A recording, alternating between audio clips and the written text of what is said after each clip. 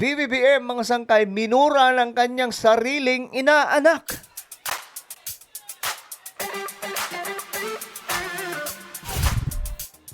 Nako, mga sangkay, ito na nga, talagang yung Duterte effect, no? Nananalaytay na mga sangkay sa kahit na sinong nilalang sa Pilipinas. Mismong inaanak ito ni PBBM, binakbakan po siya at minura po siya. Paano nangyari at sino ito? Pag-usapan po natin. Bago natin umpisa ng lahat mga sangkay, sa mga hindi pa po dyan nakakapag-subscribe, pwede ba? Pakicheck po sa baba ng video na to. Makikita nyo po dyan yung subscribe. Pindutin nyo po yung subscribe, pindutin nyo po yung bell, at pindutin nyo po yung all. Sa mga nanonood naman po sa Facebook, i-follow nyo po yung ating Facebook page. Okay. Ngayon, mga sangkay, ito kasi ang nangyari. Ayan. Ito yung inaanak ni PBBM, si Cardema. Yung chairman, mga sangkay, ng Duterte Youth Party List. Ayan po, mga sangkay. Siya po yung gumawa ng statement na ito. Nasabi po niya dito, TI. Hindi ko na babanggitin yung kabuuan. Total, mababasa nyo naman, mga sangkay. Tsaka di tayo nagmumure. Ginoyo nyo lang ang mga Pilipino sa away-away. Kunwari ng Marcos Aquino. Pare-pareho kayo BBM at Pinoy. Puro weak leaders. Duterte talaga ang hanap ng Pinas. Alam niyo yung ganitong statement, mga sangkay? Pang ano lang, pang kanto. Which is, ito din po yung gusto ng iba. Di ba?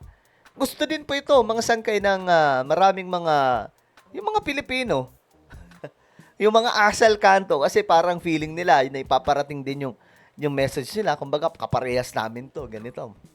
Pero, mga sangkay, ayun na nga po, inaanak po ito ni PBBM. Nakita niya kasi itong larawan. Ayan, kasama si Chris Aquino, si First Lady Liza, si PBBM. I don't know kung saan po ito. Nakalagay dito, Chris Aquino celebrates belated birthdays at bahay Pangulo.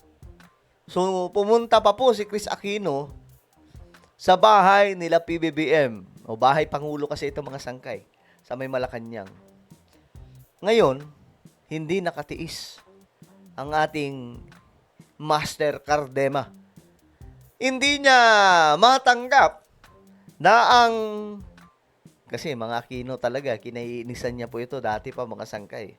So, hindi po niya matanggap. Kahit nga ako, mga sangkay, nagtataka din ako eh. Diba? Pero ako naman, mga sangkay, ang reaction ko dyan, mas gusto, okay na to, yung may peace na sila, hindi yung puro away. Kasi, parang, di ba, forever na lamang po ang pinag-uusapan na lang, Aquino at saka Marcos. Ngayon, maganda na rin kasi may Duterte Marcos na rin po ang nagbabakbakan. Di ba? Di ba? At least hindi na Aquino kasi for more than ilang dekada pa, mga sangkay, puro silang pinag-uusapan, Aquino, Marcos. Ngayon, Marcos Duterte na pinag-uusapan. Tatay mo, Pinoy, Chris, pinatumba ka mo ng Marcos admin. Kamo, ha? Ibig sabihin, alam to ni Cardema, mga sangkay, na hindi naman talaga si Ferdinand E. Marcos. Kasi, ang pagkakaalam ko, loyalista din po ito ni Ferdinand E. Marcos. Kasi kagaya ko po ito. Ako, mga sangkay, loyalista ako. Pero hindi po kay PBBM, kundi kay Ferdinand E. Marcos. Pero dahil si PBBM ang presidente ngayon, sinusuportahan po natin, mga sangkay. Hindi po tayo katulad ng mga ito na dahil hindi nila trip yung namumuno, dahil feeling nila, ina-appeal sila at hindi naibibigay yung mga trip nila o mga kagustuhan nila, galit na galit sila, mga sangkay. Diba? Well, ako mga sangkay, yung loyalty ko bilang isang batang Marcos loyalist, nakakay-apulakay, no? Naniniwala po tayo sa mga advokasya niya noon, yung mga prinsipyo niya. Though hindi naman perpekto si Ferdinand E. Marcos, mga sangkay, but for me, Ferdinand E. Marcos ang the best president na sinaluduhan ng buong mundo, mga sangkay, during his time. Wala pong makakapantay doon, mga sangkay. Ibang talino po noon. Sabi dito, tatay mo, PBBM, tinambay ang bangkay ng 30 years. Ang gusto niya kasi talaga, magsabong itong dalawa. Kasi sabi dito, tatay mo, Chris Aquino, pinatumba ng kamo ng Marcos admin. Tapos tatay mo, PBBM, tinambay ang bangkay ng 30 years. So, parang gusto niya mga sangkay na, di pwedeng matapos yung away nyo. Dapat habang buhay yung magkakagulo kayong dalawa. Ay, hindi naman pwedeng ganun, mga sangkay, di ba? Kung umbaga, kailangan din po natin ng timeout dyan, mga sangkay. Duterte, hindi pinakasuhan si Pinoy sa SAF 44. Di pinakulong si Imelda at pinalibing pa ang tatay mo. Aba, ang tindi ng banat no, mga sangkay. Parang membro ata to siya ng mga banateros Membro ata ito si Cardema ng mga banateros. Alam nyo, sa mga banateros, pwede nyong isali si Cardema dito Yung salpukan nyo, yung magandang isama nyo sa membership si Cardema. Maayos gumawa, magaling kumamada ng mga pananalita. At saka, marunong din talaga magsalita itong si Cardema. Hindi po ito basta-basta. No, pumapalag po ito. Naalala ko dati mga sangkay, yung, ano ba yun, yung may ano sila?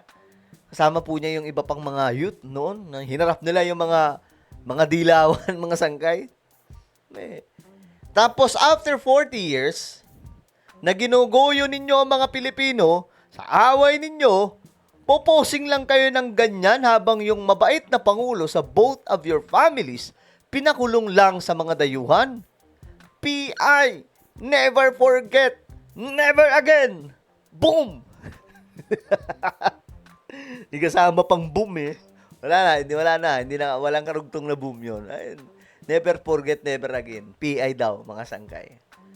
Well, ayun, mga sangkay, anong opinion nyo dito sa inaanak ni PBBM?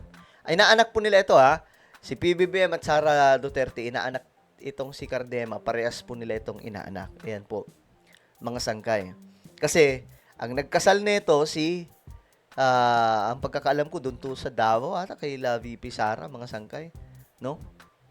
Si VP Sara, tapos ninong po si PBBM, ninang din diretso si Sara Duterte. So ayan, mga sangkay yung mangyayari. At saka, ang pagkakaalam ko, tambay itong si Cardema sa bahay nila PBBM before. Siya mismo ang nagkwento po ata nun. Doon minsan basta lagi po siyang pupunta doon, mga sangkay. Dapat nga siya ang nakakapansin kung bangag ba talaga si BBM o hindi. Hindi ba kasi siya lagi ang pupunta doon Tayo close niya talaga, hindi lang basta ninong, no? Kundi talagang close na ninong si PBBM ni Cardema. Kung ako nga sa kanya, mano na lang ako, kumalman na lang ako, gumitna na lang ako 'Di ba kasi parehas niya ito Parehas niya po itong magulang, si Sara Duterte at saka si PBBM 'Di ba? Pero ayun, mga sangkay, pabor ba kayo sa sinabi dito ni Cardema? Ang mga pasabong niya? Comment down below, mga sangkay. Meron tayong YouTube channel. Ito po ay Sangkay Revelation. Hanapin niyo po ito sa YouTube ngayon din. Kapag nakita niyo na, i-click niyo po yung subscribe, i-click ang bell, at i-click niyo po yung all. Ako na po ay magpapaalam. Mag-iingat pong lahat. God bless everyone.